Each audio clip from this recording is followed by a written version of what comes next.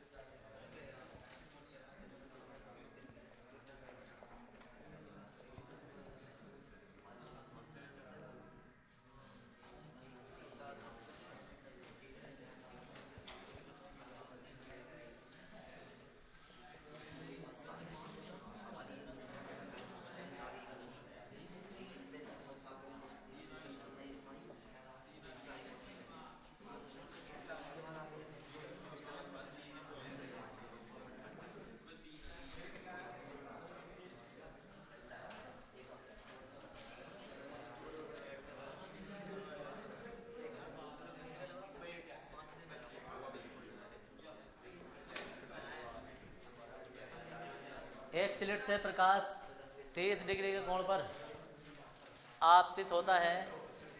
प्रथम निम्नलिखित के लिए यदि स्लिट की चौड़ाई 10⁻6 है तो प्रकाश की तरंग दैर्घ्य ज्ञात करनी है। बता रहे जल्दी जरा।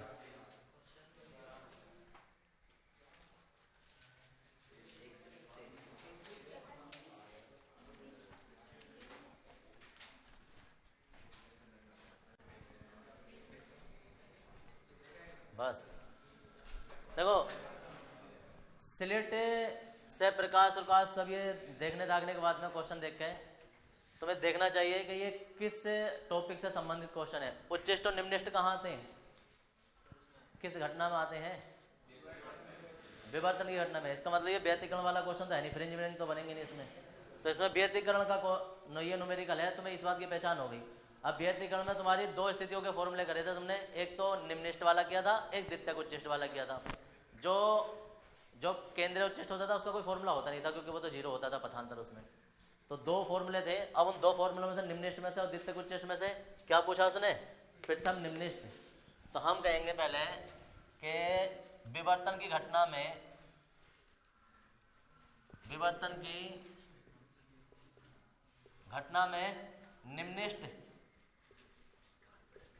निम्निष्ट का आवश्यक प्रतिबंध का मतलब है कि सामान्य फॉर्मूला क्या था? तो a sin थीटा बराबर n लैम्डा था। अगर द्वितीयक उच्चिष्ट वाला होता तो 2n+1 था वो यहाँ, ठीक है ना जी, इतना अंतर होता है।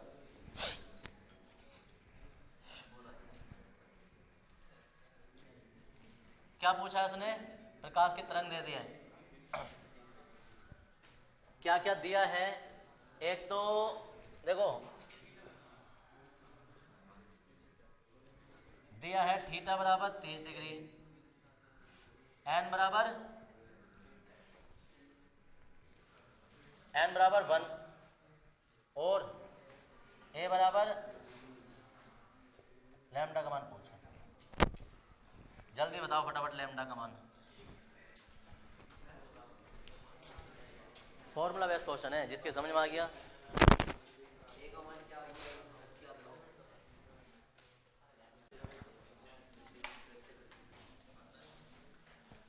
द्रव्य की द्वैत प्रकृति तथा विकिरण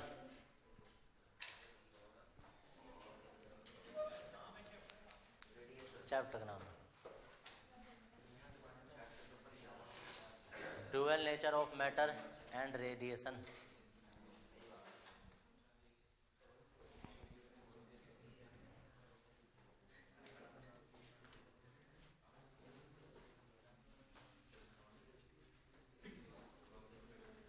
ओके भैया,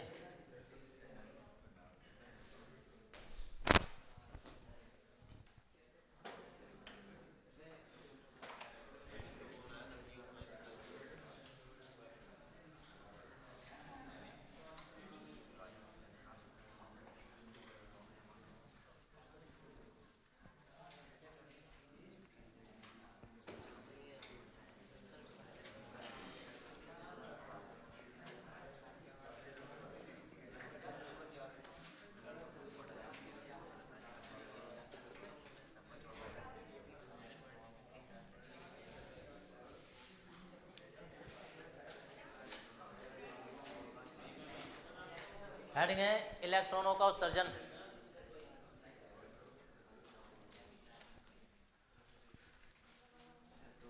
इलेक्ट्रॉनों का उत्सर्जन काफ़ी कुछ इस चैप्टर का तुम्हारे रियल लाइफ से जुड़ा होता है, और ये वो चैप्टर है जो कि सोलर पैनल लगे होते हैं छतों पर, उसके बारे में पढ़ेंगे।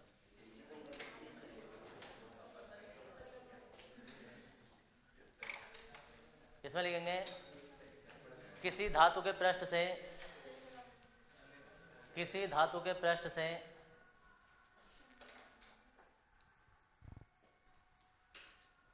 किसी धातु के पृष्ठ से इलेक्ट्रॉनों के निकलने की घटना,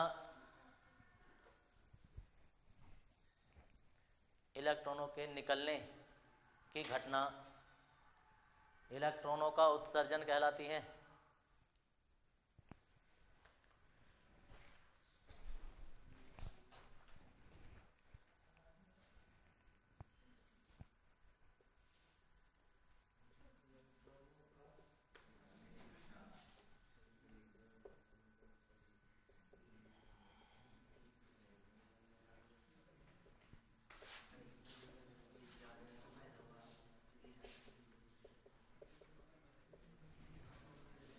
यह निम्नलिखित 3 प्रकार का होता है इलेक्ट्रॉनों का उत्सर्जन।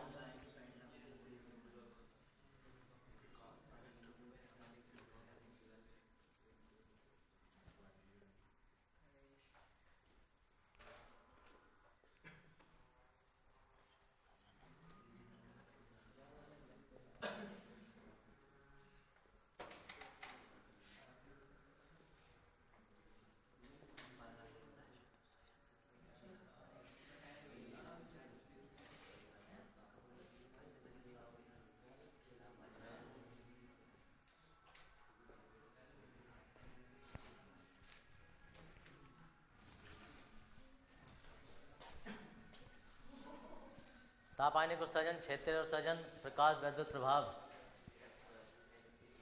तीनों हेडिंग डालो, पहले वाला हेडिंग डाल देंगे इसमें से।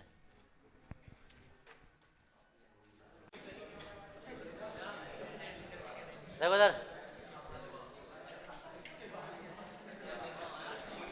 अरे इधर कोई सामने भी खड़ा है, सभी देख लो।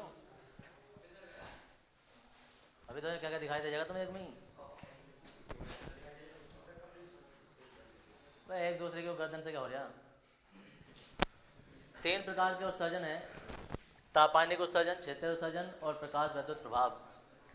जब किसी धातु को, याद रखना ये पूरा चैप्टर जो होता है ना वो सिर्फ धातु से ही इलेक्ट्रॉन निकालेंगे, धातु से इलेक्ट्रॉन नहीं निकल सकते, वो पॉसिबल नहीं है। तो अगर किसी धातु को हम गर्म करते हैं तो उसके पृष्ठ से इलेक्ट्रॉन जो निकलते हैं उस घटना को हम तापायनिक उत्सर्जन कहते हैं। किसी भी धातु को गर्म करने पर उत्सर्जित इलेक्ट्रॉनों की घटना जो होती है वो तापायनिक उत्सर्जन है। एक तो हम गर्म करके निकाल सकते हैं किसी भी धातु के पृष्ठ से, दूसरा जो है वो हम उसमें विद्युत धारा प्रवाहित करके निकाल सकते हैं कि हमने उसमें विद्युत क्षेत्र अप्लाई किया या विद्युत क्षेत्र में रख दिया, उससे इलेक्ट्रॉन निकल गए। और तीसरा जो है कि जब किसी धातु के पृष्ठ पर प्रकाश आपतित किया जाता है तो उससे इलेक्ट्रॉन निकलने लगते हैं, ये घटना प्रकाश वैद्युत प्रभाव कहलाती है। अब इस चैप्टर में हमें आगे जो पढ़ना है वो ये भी नहीं पढ़ना है, ये भी नहीं पढ़ना है, हमें ये पढ़ना है। सिर्फ इनकी परिभाषा बतानी थी, ये खत्म। तापायनिक उत्सर्जन अपने आप में एक पूरी यूनिट हुआ करती थी 2008 से पहले। उसमें तापायनिक बल्ब पढ़ते थे, ट्रायोड पढ़ते थे, डायोड पढ़ते थे, पेंट्रोड पढ़ते थे, ये सब निकाल दिया सिलेबस 2008 में, पहले ही निकाल दिया। और क्षेत्रीय उत्सर्जन, ये अब तक तुम सारे पढ़ते आ रहे हो पीछे, जब भी विद्युत धारा प्रवाहित कहते हैं किसी तार में ये धारा प्रवाहित हो रही है, वो सब क्षेत्रीय उत्सर्जन है। प्रकाश वैद्युत प्रभाव हम अब पढ़ रहे हैं कि किसी धातु के पृष्ठ पर जब हम प्रकाश आपतित करेंगे तो उससे इलेक्ट्रॉन निकलेंगे, वो इलेक्ट्रॉन हम किसी तार के थ्रू कहीं बैटरी में भेजेंगे और उससे हमारे वो सोलर पैनल जो बनते हैं उससे जो लाइट सप्लाई हो रही है ज़्यादातर अब, तो वो यही है प्रकाश वैद्युत प्रभाव। इस चैप्टर में हम इसी के बारे में सारा कुछ पढ़ने वाले हैं। इस चैप्टर का नाम प्रकाश की द्वैत प्रकृति ना होकर अगर जो प्रकाश वैद्युत प्रभाव भी होता है ना तो भी सही होता है, किसी किसी किताब में इस चैप्टर का नाम प्रकाश वैद्युत प्रभाव भी होता है। तो हम ये कर रहे हैं, तो पहले तीनों की परिभाषा लिखेंगे, फिर जो ज़्यादा डिटेल में पढ़ेंगे फिर हम प्रकाश वैद्युत प्रभाव के बारे में पढ़ेंगे। तापायनिक उत्सर्जन में लिखेंगे जब किसी धातु को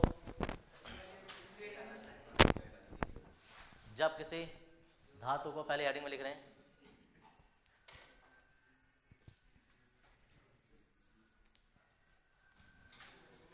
धातु को गर्म किया जाता है, गर्म किया जाता है तो उसके पृष्ठ से इलेक्ट्रॉन उत्सर्जित होने लगते हैं। तो उसके पृष्ठ से इलेक्ट्रॉन उत्सर्जित होने लगते हैं।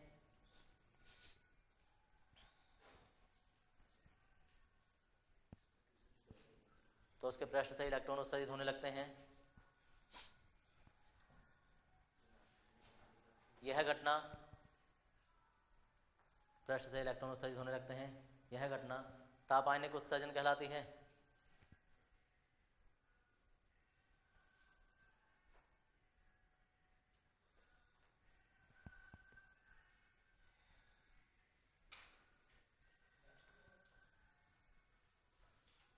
तापायनिक उत्सर्जन कहलाती है। दूसरा आइटम डाल देंगे।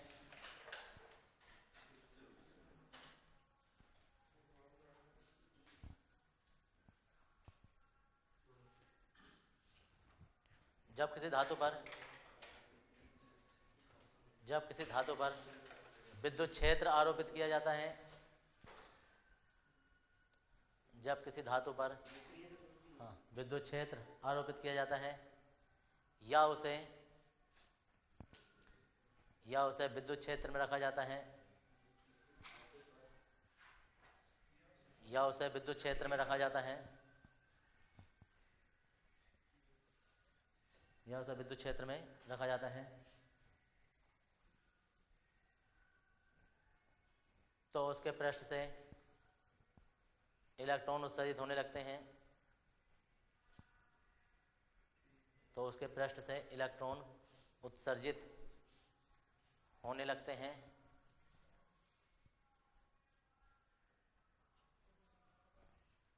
उसके पृष्ठ से इलेक्ट्रॉन उत्सर्जित होने लगते हैं। यह घटना यह घटना क्षेत्रीय उत्सर्जन कहलाती है। यह घटना क्षेत्रीय उत्सर्जन कहलाती है। क्षेत्र उत्सर्जन मतलब। तीसरा आइटम डाल देंगे, प्रकाश विद्युत प्रभाव।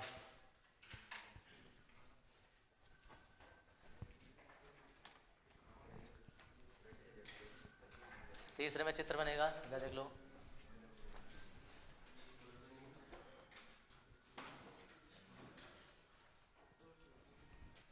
देखो, जब किसी धातु के पृष्ठ पर कोई प्रकाश आपतित किया जाता है,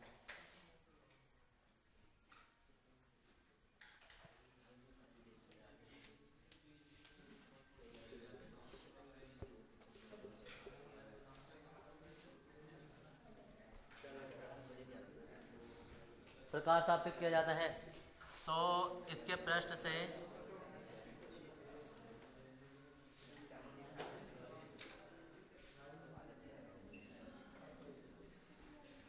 इलेक्ट्रॉन उत्सर्जित होने लगते हैं। जब किसी धातु के पृष्ठ पर प्रकाश आपतित किया जाता है, वो भी कोई खास आवृत्ति का, उचित आवृत्ति का प्रकाश आपतित किया जाता है, तो उसके पृष्ठ से इलेक्ट्रॉन उत्सर्जित होने लगते हैं। यह घटना प्रकाश वैद्युत प्रभाव कहलाती है। ठीक है जी।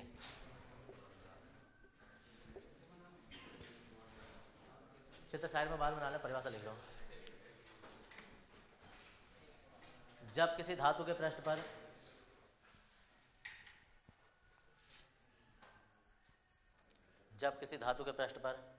उचित आवृत्ति का प्रकाश आपतित किया जाता है, उचित आवृत्ति का प्रकाश आपतित किया जाता है,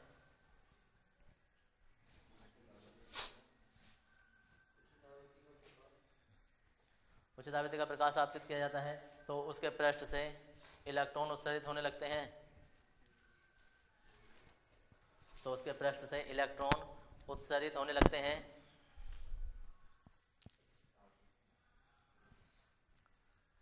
उसके पृष्ठ से इलेक्ट्रॉन उत्सर्जित होने लगते हैं। यह घटना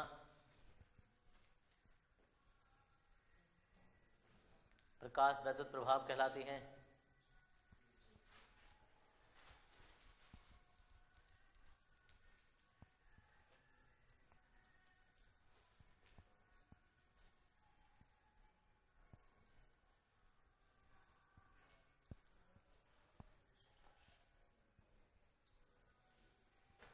चित्र बनाना है।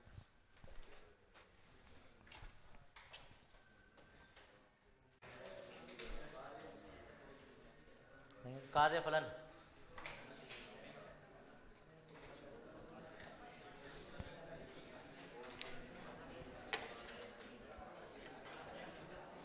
इसमें लिखेंगे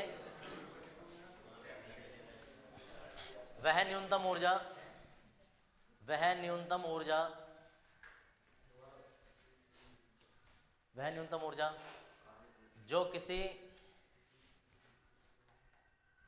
वह न्यूनतम ऊर्जा जो किसी धातु के पृष्ठ से, वह न्यूनतम ऊर्जा जो किसी धातु के पृष्ठ से इलेक्ट्रॉन उत्सर्जित करने के लिए आवश्यक होती है, जो किसी धातु के पृष्ठ से इलेक्ट्रॉन उत्सर्जित करने के लिए आवश्यक होती है, उस धातु का कार्यफलन कहलाती है, उस धातु का कार्यफलन कहलाती है। उत्सर्जित करने के लिए आवश्यक होती है, उस धातु का कार्यफलन कहलाती है। इसे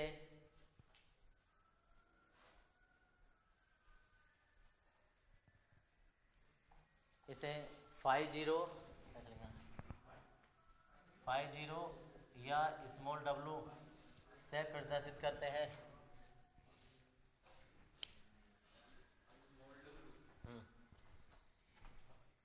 नॉर्मली 50 से दर्शाते हैं, किसी किसी किताब में स्मॉल w लिख देते हैं।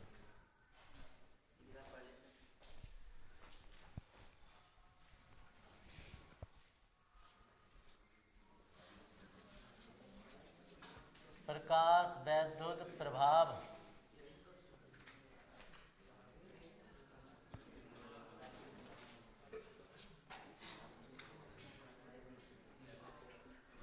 प्रकाश वैद्युत प्रभाव की व्याख्या, और पहला है हर्ट्ज का प्रयोग, दूसरा है लेनार्ड का प्रयोग, तीसरा है हॉलवाच का प्रयोग।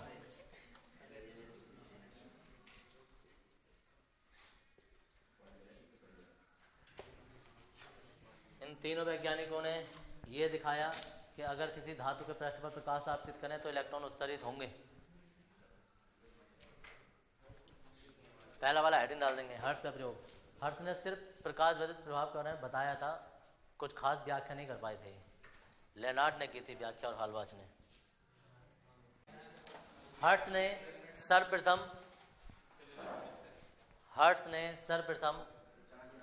प्रकाश वैद्युत प्रभाव, हर्ट्ज ने सर्वप्रथम प्रकाश वैद्युत प्रभाव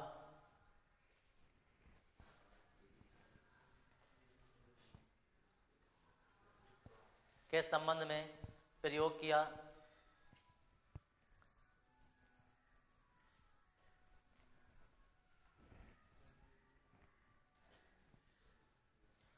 देखो चैप्टर नंबर 9 में ना, जो प्रत्यावर्ती धारा के बाद में हमने चैप्टर पढ़ा था विद्युत चुम्बकीय तरंगें, तो उसमें ना एक प्रयोग आया था हर्ट्ज का प्रयोग, और उसके बाद में मैक्सवेल का प्रयोग आया था। मैक्सवेल ने बताया था विद्युत चुम्बकीय तरंगों के बारे में।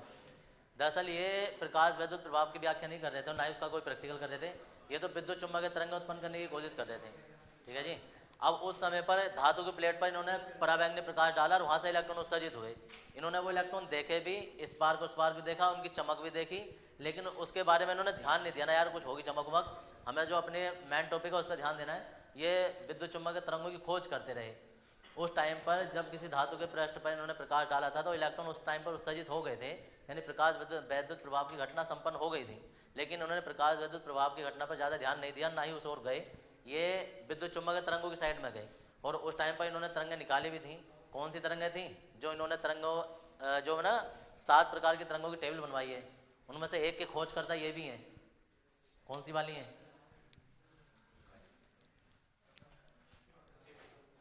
कौन सी वाली ऐसी तरंगें हैं जिनके एक खोज करता ये भी हैं? माइक्रो तरंगों को खोजा था उन्होंने उस टाइम पर। हाँ, सूक्ष्म तरंगें हैं ये था। तो उन्होंने अपना प्रैक्टिकल किया और टाइम पर वो सक्सेस भी किया, इन्होंने खास मतलब नहीं था। इन्हीं के प्रैक्टिकल को आगे बढ़ाया था लेनार्ड ने इनका प्रयोग फिर आगे बढ़ाया। इन्होंने बिल्कुल अच्छी तरीके से बढ़िया तरीके से प्रयोग करके बताया कि किसी धातु के पृष्ठ पर जब हम प्रकाश डालेंगे तो इलेक्ट्रॉन पक्का उत्सर्जित होंगे ही होंगे, अगर हम उचित आवृत्ति का प्रकाश उस पर डालते हैं। तो पहले हर्ट्ज के प्रयोग के बारे में हम बता रहे हैं। क्या कहना संबंध में प्रयोग किया उन्होंने विद्युत चुम्बकीय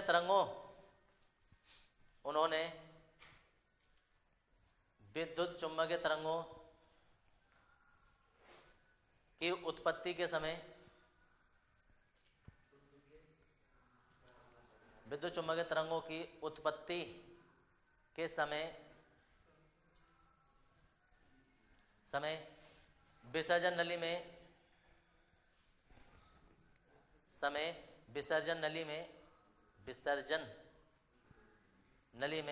धातु की प्लेट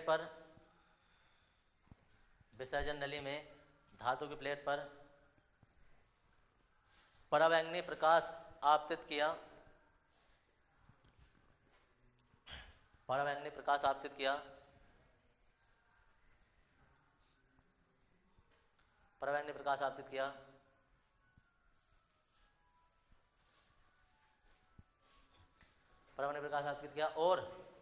और प्लेट से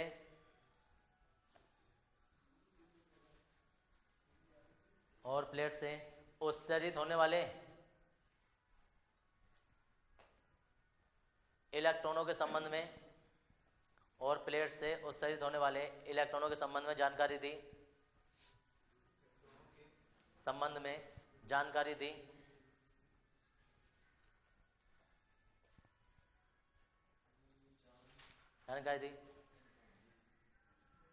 परंतु यह इस संबंध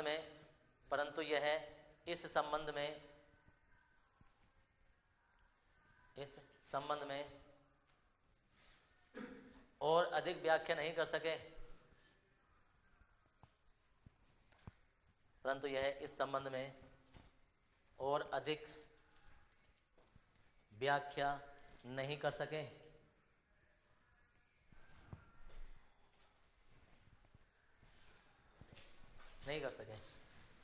देखो इधर जब नहीं कर सके, देखो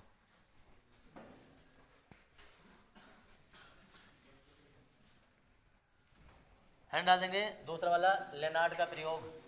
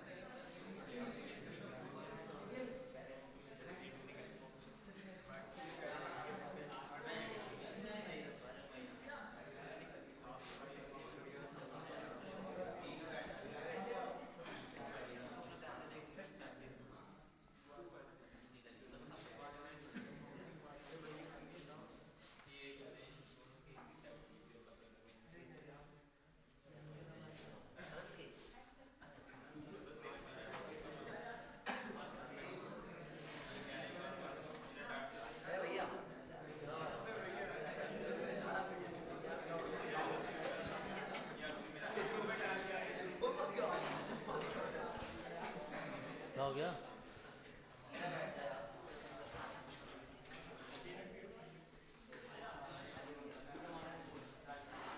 देखो इधर, अरे इधर देख लो। लेनार्ड ने क्या किया कि एक कांच का बल्ब लिया, ये पारदर्शी बल्ब था, उसमें दो धातु की प्लेटें लगाई ये एक सी है एक पी है, P4 ये एनोड हो जाता है और सी से कैथोड है ये। अब कैथोड को जो है वो बैटरी के ऋण सिरे से जोड़ा है, एनोड को बैटरी के धन सिरे से जोड़ दिया और एक मिली एमीटर लगा दिया जो धारा को बताता है, मिली एमीटर। ठीक है ना, मिली एम का मतलब होता है नॉर्मल एमीटर होता है, लेकिन मिली एमीटर का मतलब है कि थोड़ी बहुत धारा भी होगी तो भी बता देगा। इससे भी वो थोड़ी धारा होती है तो माइक्रो एमीटर लगा देते हैं, तो वो छोटे छोटी धारा भी बता देता है। अब अभी ये प्लेट अलग है, ये प्लेट अलग है, बैटरी के कनेक्शन जो अभी इतना गैप है उनमें आपस में टच नहीं है, यानी कि इसमें कोई धारा प्रवाहित नहीं हो रही है। ठीक है जी, और ना ही ना टच करना है हमें, इतनी दूर दूर अभी बैटरी के टर्मिनल हैं ये। अब होता क्या है कि इन्होंने कैथोड पर प्रकाश आपतित किया, प्रकाश आपतित किया और प्रकाश आपतित करने के बाद में पता चला कि यहाँ से जो है वो इलेक्ट्रॉन उत्सर्जित होकर ये उत्सर्जित होते हैं। अब इलेक्ट्रॉन पर माइनस चार्ज होता है तो सब प्लेट ये प्लस वाली प्लेट जो है वो खींच लेगी, जब खींच लेगी तो ये इलेक्ट्रॉन यहाँ पहुँच जाएंगे, प्लेट पर पहुँच जाएंगे। प्रकाश आपतित हो रहा है, इलेक्ट्रॉन उत्सर्जित हो रहे हैं लगातार और वो इस प्लेट पर पहुँचे जा रहे हैं, परिपथ पूर्ण हो गया, परिपथ पूर्ण हो गया, परिपथ में धारा प्रवाहित हो गई। सुई जो है वो सीधी थी, फिर वो एक और को झुक गई। ठीक है जी, धारा प्रवाहित हो गई। इन्होंने देखा हो सकता है धारा किसी और वजह से प्रवाहित हुई हो, इन्होंने प्रकाश डालना बंद कर दिया। जब प्रकाश डालना बंद किया तो धारा भी बंद हो गई, यहाँ से सुई वापस अपनी जगह आ गई। फिर इन्होंने प्रकाश डाल के देखा तो फिर वो धारा बहने लगी। इसका मतलब क्या था कि प्रकाश डाल रहे हैं तो इलेक्ट्रॉन निकल रहे हैं, इलेक्ट्रॉन निकल के दूसरी प्लेट में जा रहे हैं, परिपथ पूरा हो जा रहा है, पूरा हो जा रहा है तो परिपथ में पूरे के पूरे में धारा प्रवाहित होती है। इससे ये पता चल जाता है कि अगर किसी धातु की प्लेट पर प्रकाश आपतित किया जाता है तो उससे इलेक्ट्रॉन उत्सर्जित होते हैं। ठीक है जी, अब उन इलेक्ट्रॉनों को तुम तार के द्वारा कहीं बैटरी में ले जाओ, किसी टीवी में ले जाओ, किसी मशीन में ले जाओ, वो उससे चलने लगेगी। यही सोलर पैनल का हिसाब भी होता है। वो अब नए नए मॉडर्न तरीके के आ गए हैं, वो बताएंगे अभी कैसे आएंगे आगे चल के सोलर पैनल के बारे में। ये तो ये लेनार्ड का प्रयोग था फर्स्ट टाइम पर, जो उन्होंने सही से व्याख्या की। तो चित्र बनाएंगे फिर लिखेंगे इसके बारे में।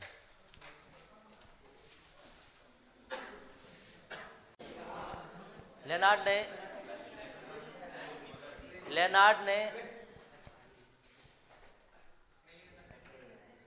ने कांच का एक पारदर्शी बल्ब, कांच का एक पारदर्शी बल्ब लिया, ये बल्ब ही होता है, बल्ब लिया, पारदर्शी बल्ब लिया, उसमें इन्होंने एलईडी बल्ब पारदर्शी है, बार बार दिख रहा होगा इसमें,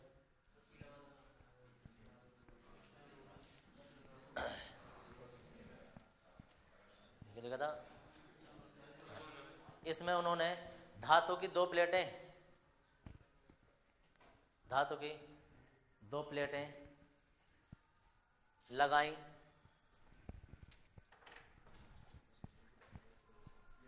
इनमें एक प्लेट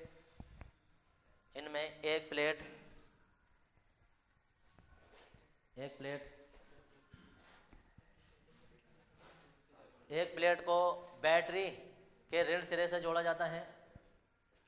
इनमें एक प्लेट को बैटरी, जहाँ बैटरी लिखा ना बैटरी बी लिख देना, बैटरी बी के ऋण सिरे से जोड़ा जाता है,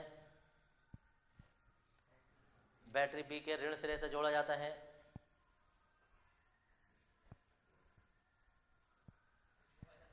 जोड़ा जाता है जो कैथोड का कार्य करती है, जो कैथोड का कार्य करती है। ध्यान से सुनो यार, कहाँ से बीच बीच में बोल रहे हो, आराम से लिख के सुनते रहो, मैं 2-2 3-3 बार बोलता हूँ। जो कैथोड का कार्य करती है, दूसरी प्लेट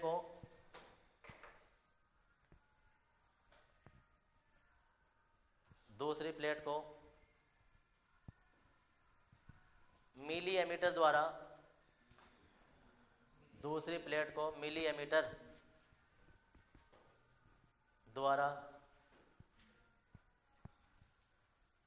द्वारा बैटरी के धन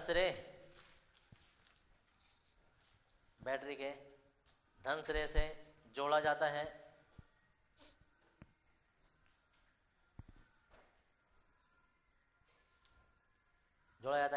जो एनोड का कार्य करती है, जो एनोड का कार्य करती है, एनोड का कार्य करती हैं। जब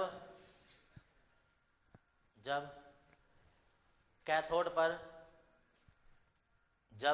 पर उचित आवृत्ति का प्रकाश आपतित किया जाता है, जब कैथोड पर उचित आवृत्ति का प्रकाश आपतित किया जाता है, उचित आवृत्ति का प्रकाश आपतित किया जाता है,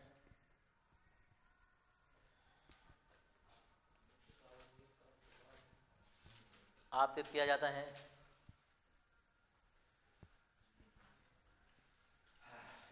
क्या कहता है, तो कैथोड से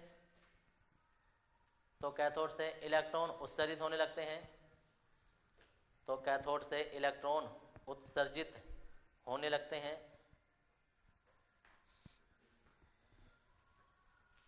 इलेक्ट्रॉन उत्सर्जित होने लगते हैं, जो एनोड की ओर गति करते हैं, जो एनोड की ओर गति करते हैं, एनोड की ओर गति करते हैं, जिससे परिपथ में एक धारा प्रवाहित होने लगती है, जिससे परिपथ में एक धारा प्रवाहित होने लगती है,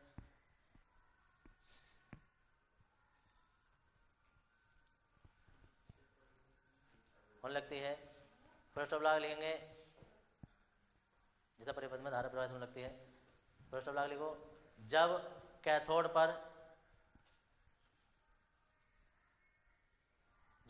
पर प्रकाश आपतित करना बंद कर देते हैं, जब कैथोड पर प्रकाश आपतित करना बंद कर देते हैं, तो परिपथ में प्रवाहित होने वाली धारा भी, प्रकाश आपतित करना बंद कर देते हैं, तो परिपथ में प्रवाहित होने वाली धारा भी रुक जाती है,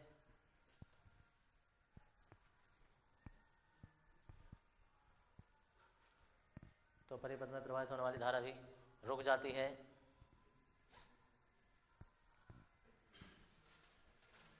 रुक जाती है। इस प्रकार लेनार्ड ने यह निष्कर्ष निकाला कि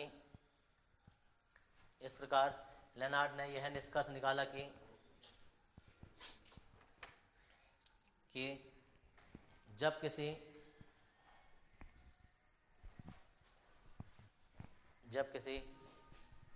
धातु के पृष्ठ पर उचित आवृत्ति का प्रकाश आपतित किया जाता है,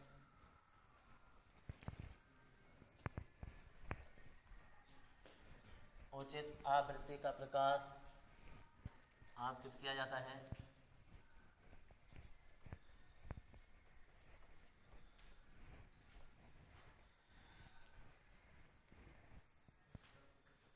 उचित आवृत्ति का प्रकाश आपतित किया जाता है,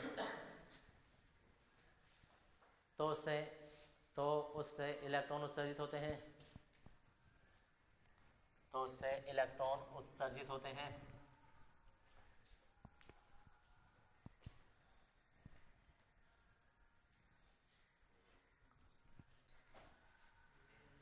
थर्ड हेडिंग, हॉलवाच का प्रयोग। अरे अभी होगा।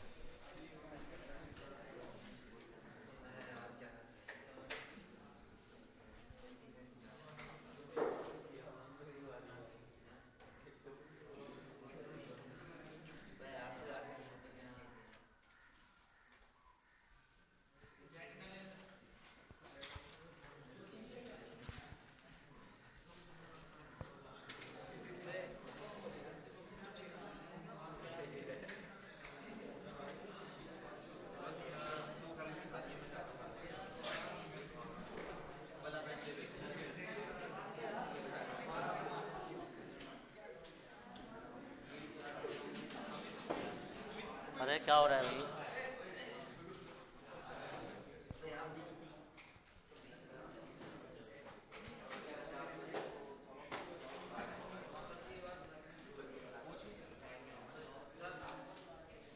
हाँ जी, क्यों फिक्स होते हैं फंसे हुए? अब तो वो जो बल्ब होता है 10 रुपये वाला सूर्य का बल्ब आता है, उसमें वो 2 पत्ती जो होती हैं, तो वो कैसा कैसा हवा में लटकी होंगी, कैसे फंसी होती हैं वो? हाँ, तो वैसे ही अटकी होती हैं जी। अब तुम उसे उस बल्ब को ऐसे कर दो, वो नीचे को थोड़ा गिरेंगी, वो ऐसे फंसी रहती है। हाँ जी, अरे उसे उसे भी बता दो भाई कोई।